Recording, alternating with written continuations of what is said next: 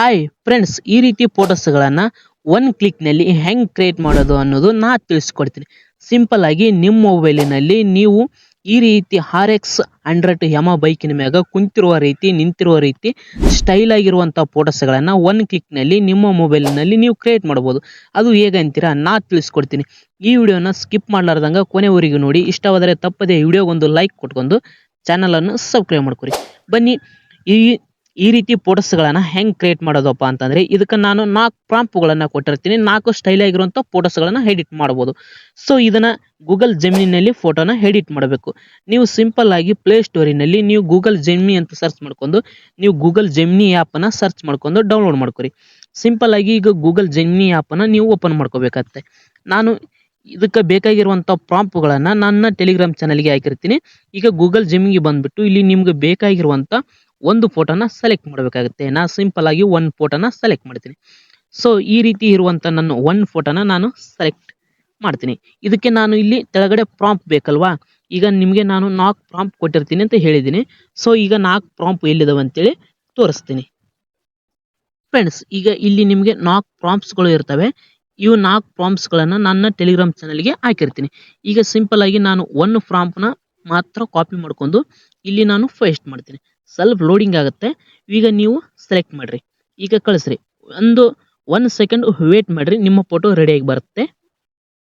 Friends, ನಿಮ್ಮ photo ಈಗ ರೆಡಿಯಾಗಿ ಬಂತು ನೋಡಿ. ಫ್ರೆಂಡ್ಸ್, ಈ ರೀತಿ ನಿಮ್ಮ ಫೋಟೋ ಒಂದು ರೆಡಿಯಾಗಿ ಬಂತು. ಇದು ಈ ರೀತಿ ಇರುವಂಥ ಸ್ಟೈಲಿ ಫೋಟೋ ಆಗಿರುತ್ತೆ.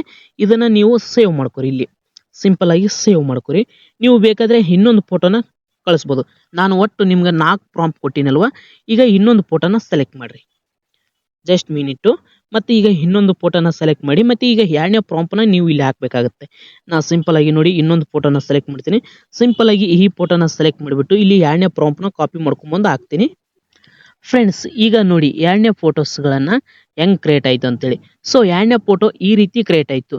ನಿಮಗೆ ನೋಡ್ತಾ ಇರ್ಬೋದು 2ನೇ ಫೋಟೋ ಈ ರೀತಿ, ಜಸ್ಟ್ ಮತ್ತೆ 3ನೇ ಫೋಟೋ ಈ ರೀತಿ ನೋಡಿ, ಮತ್ತೆ ಜಸ್ಟ್ 4ನೇ ಫೋಟೋ ಈ ರೀತಿ. ಸೊ ನಿಮಗೆ 4 ಫೋಟೋಸ್ಗಳು ಸಿಂಪಲ್ ಆಗಿ ಸಖತ್ತಾಗಿ ಕ್ರಿಯೇಟ್ ಆಗಿ ಬರ್ತವೆ. ಸೊ ಈ ಪ್ರಾಂಪ್ಟ್ಗಳನ್ನು ನನ್ನ ಟೆಲಿಗ್ರಾಮ್ ಚಾನಲ್ಗೆ ಹಾಕಿರ್ತೀನಿ. ಟೆಲಿಗ್ರಾಮ್ ಚಾನಲ್ ಲಿಂಕ್ ಈ ವಿಡಿಯೋ ಕೆಳಗಡೆ ಕೊಟ್ಟಿರ್ತೀನಿ. ಈಸಿಯಾಗಿ ನೀವು ಪ್ರಾಂಪ್ಟ್ಗಳನ್ನು ಕಾಪಿ ಮಾಡ್ಕೊರಿ. ಇಲ್ಲಾಂದರೆ ಇಲ್ಲಿ ನೋಡ್ತಾ ಇರ್ಬೋದು, ಇದು 1ನೇ ಪ್ರಾಂಪ್ಟ್ ಆಗಿರುತ್ತೆ, ಇದನ್ನ ಕ್ರೀಶಾಟ್ ಹೊಡ್ಕೊರಿ. ಮತ್ತು ಇಲ್ಲಿ ನೋಡ್ತಾ ಇರ್ಬೋದು, ಇದು 2ನೇ ಪ್ರಾಂಪ್ಟ್, ಇದನ್ನ ಕ್ರೀಶಾಟ್ ಹೊಡ್ಕೊರಿ. ಮತ್ತು ಇಲ್ಲಿ 3ನೇ ಪ್ರಾಂಪ್ಟ್, ಈ ಪ್ರಾಂಪ್ಟ್ನ ಕ್ರೀಶಾಟ್ ಹೊಡ್ಕೊರಿ.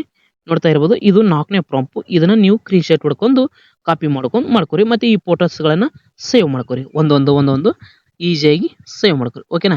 ಈ ರೀತಿ ಫೋಟೋಸ್ಗಳನ್ನು ನೀವು ಕ್ರಿಯೇಟ್ ಮಾಡ್ಕೊಂಡ್ಬಿಟ್ಟು ನಿಮ್ಮ ವಾಟ್ಸಪ್ಪು ಮತ್ತು ನಿಮ್ಮ ಇನ್ಸ್ಟಾಗ್ರಾಮ್ಗೆ ಹಾಕಿ ವೈರಲ್ ಮಾಡಿ.